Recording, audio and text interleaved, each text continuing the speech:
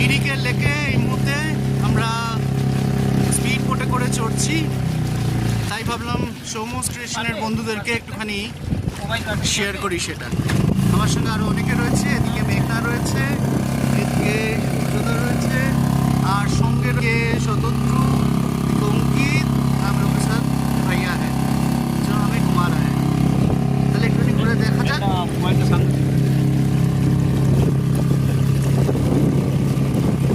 দারুণ লাগছে।